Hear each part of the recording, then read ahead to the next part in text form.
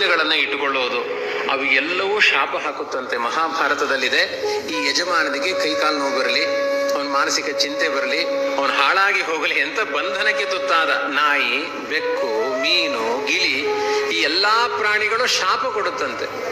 ಇಷ್ಟಾಗಿ ಈ ಪಾರಿವಾಳ ಗಿಳಿಗಳೆಲ್ಲ ಮನೆ ಒಳಗಡೆ ಬಂದು ಏನಾದರೂ ಗೂಡು ಮಾಡಿ ಮೊಟ್ಟೆ ಇಟ್ಟರೆ ಅಕಾಲ ಮರಣ ಬರುತ್ತೆ ಅಂತ ಸೂಚನೆ ಅದು ಅಂತ ಹೇಳಿದ್ದಾರೆ. ಹಾಗಾಗಿ ಅವುಗಳನ್ನೆಲ್ಲ ಅತಿಯಾಗಿ ಪ್ರೀತಿಸಲಿಕ್ಕೆ ಹೋಗಬಾರದು. ಅವುಗಳು ಪ್ರಕೃತಿಯಲ್ಲಿ ಬದುಕಬೇಕಾದದ್ದು. ಆದರೆ ಪ್ರತಿಯೊಂದು ತಿನ್ನುವ ತುತ್ತಿನ ಜೊತೆಗೆ ಈ ಯಜಮಾನನಿಗೆ ಒಳ್ಳೆಯದಾಗಲಿ ಅಂತ ಆಶೀರ್ವಾದ ಮಾಡುವ ಏಕೈಕ ಪ್ರಾಣಿ ಹಸು ಮಾತ್ರ. ಇವತ್ತೇನಾಗಿದೆ ನಮ್ಮ ಸಮಾಜದಲ್ಲಿ, ಹಸುವೊಂದನ್ನ ಕಟ್ಟಲಿಕ್ಕೆ ತಯಾರಿಲ್ಲ. ನಾಯಿ ಕಟ್ಟುತ್ತಾರೆ, ಪುಚ್ಚೆ ಸಾಕ್ತಾರೆ, ಮನೆ ತುಂಬ ಪುಚ್ಚೆಗಳು. ಒಂದು ಬೆಕ್ಕಿನ ರೋಮದಲ್ಲಿ ಕೋಟಿ ಬ್ರಹ್ಮಹತ್ಯೆಯ ಪಾಪಗಳಿದೆಯಂತೆ. ಅದಕ್ಕೆ ಸಣ್ಣ ಸಣ್ಣ ಮಕ್ಕಳೆಲ್ಲ ಪುಚ್ಚೆ ಪುಚ್ಚೆ ಅಂತ ಅಚ್ಚೆ ಬಚ್ಚೆ ಎಲ್ಲ ಮಾಡಬಾರ್ದು. ಅದಕ್ಕೆ ಅತಿಯಾದ ಪ್ರೀತಿಯನ್ನು ಮಾಡಬಾರದು. ಮಹಾಪಾಪಿಷ್ಠವಾದ ನಾನೇ ದೇವರು ಅನ್ನುವ ಅಹಂಕಾರ ಪಟ್ಟ ವ್ಯಕ್ತಿಗಳು ಬೆಕ್ಕಾಗಿ ಹುಟ್ಟಿರ್ತಾರೆ ಅಂತ ಇದೆ. ಅದು ಹಾಲು ಕುಡಿಬೇಕಾದ್ರೆ ಈ ಯಜಮಾನ ಸತ್ತೇ ಹೋಗಲಿ ಅನ್ನೋತ್ತಂತೆ, ಅಷ್ಟು ಕೆಟ್ಟ ಪ್ರಾಣಿ ಅದು ಪುಚ್ಚೆ. ಇನ್ನು ಹೊಡೆದು ಕೊಲ್ಲಿಕ್ಕೆಲ್ಲ ಹೋಗಬೇಡಿ ಆಯ್ತಾ.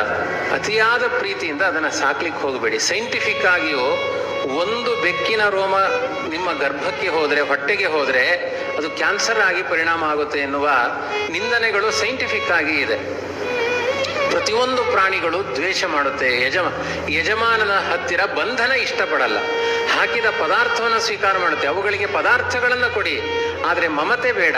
ಮಮತೆಗೆ ಯೋಗ್ಯವಾದ ಏಕೈಕ ಪ್ರಾಣಿ ಹಸು ಮಾತ್ರ.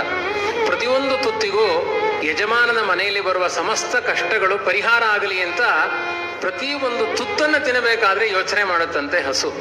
ಹಾಗಾಗಿ ಪ್ರತಿ ಒಂದು ಹಸುವನ್ನು ರಕ್ಷಣೆ ಮಾಡಿದರೆ ಸಮಗ್ರ ಭೂಮಂಡಲದಲ್ಲಿರುವ ಎಲ್ಲಾ ಜೀವರಾಶಿಗಳಿಗೆ ಆಹಾರವನ್ನು ಕೊಟ್ಟ ಪುಣ್ಯ ಇದೆ. ಕೊನೆಗೆ ಮನೆಯಲ್ಲಿ ರಕ್ಷಣೆ ಮಾಡ್ಲಿಕ್ಕಾಗಲಿಲ್ಲ ಅಂದ್ರೆ ಬೀದಿಯಲ್ಲಿ ಹೋಗುವ ಹಸುಗಳಿಗಾದ್ರೂ ಆಹಾರ ಕೊಟ್ಟು ಬನ್ನಿ ಅಂತ ಪ್ರತಿದಿನ ಕರ್ತವ್ಯದಲ್ಲಿ ಸೇರಿಸಿದ್ದಾರೆ. ಯಾವ ಪ್ರಾಣಿಗಳಿಗೂ ಭೂತ ಬಲಿ ಅಂತ ಉಂಟು. ಅದು ಸುಮ್ಮನೆ ಅನ್ನವನ್ನ ಭೂಮಿಯ ಮೇಲೆ ಹಾಕುವುದು, ಯಾರ್ಯಾರಿದ್ದಾರೆ ಎಲ್ಲ ತಿಂದುಕೊಂಡು ಹೋಗಲಿ ಅಂತ. ಆದ್ರೆ ಒಂದು ಮಂತ್ರ ಇರುವುದು ಹಸುಗಳಿಗೆ ಮಾತ್ರ. ಗಾವೋ ಮೇ ಮಾತರ ಸರ್ವಾಹ ಪಿತರಶ್ಚಾಪಿ ಗೋರುಷಾಹ ಗ್ರಾಸ ಮುಷ್ಟಿ ಪ್ರದಾನೇನ ಸಮೇ ವಿಷ್ಣು ಪ್ರಸೀದತು ಅಂತ ಮಂತ್ರಪೂರ್ವಕವಾಗಿ ಆಹಾರವನ್ನು ದಾನ ಮಾಡಿಸಿಕೊಳ್ಳುವ ಪ್ರಾಣಿ ಅದು ಹಸು ಮಾತ್ರ. ಗೋದಾನ ಅನ್ನುವ ಪದ್ಧತಿ ಇದೆ. ಎಲ್ಲಿಯಾದ್ರೂ ಪುಚ್ಚೆ ದಾನ ಅಥವಾ ಶ್ವಾನದಾನ ಅಂತ ಇದೆಯಾ? ಇಲ್ಲೇ ಇಲ್ಲ. ಅದು ದಾನಕ್ಕೆ ಬರುವ ಪ್ರಾಣಿಯೂ ಅಲ್ಲ, ಅದು ಶಪಿಸುವ ಪ್ರಾಣಿ ಅಂತ. ಇದನ್ನ ಯಾಕೆ ಹೇಳ್ತಾ ಇದ್ದೇನೆ ಅಂದ್ರೆ ಇವತ್ತಿನ ಸಮಾಜಕ್ಕೆ ತುಂಬಾ ರಿಲಿವೆಂಟ್ ಅದು. ಈಚೆ ಪ್ರಾಂತ್ಯದಲ್ಲಿ ಇನ್ನೂ ಕಡಿಮೆ. ನಮ್ಮ ಮೈಸೂರು ಬೆಂಗಳೂರಿನಲ್ಲಿ ಒಂದೊಂದು ನಾಯಿ ಸಾಕುವನಿಗೆ, ಅದಕ್ಕೆ ನಾಯಿ ವಾಕಿಂಗ್ ಮಾಡಿಸುವವನಿಗೆ 35,000 ಸಂಬಳ ಉಂಟು. ಯಾವ ವೈದಿಕ ಬ್ರಾಹ್ಮಣನಿಗೆ ಇಲ್ಲ. ಇಬ್ರು ಹೊಟ್ಟೆ ಹಾಕಬಹುದು, ಬ್ರಾಹ್ಮಣನ ಹೊಟ್ಟೆ ತುಂಬಿಸಬಹುದು. 35,000 ಅದಕ್ಕೆ ಮೂತ್ರ ಮಾಡಿಸಿಕೊಂಡು ಬರುವವನಿಗೆ.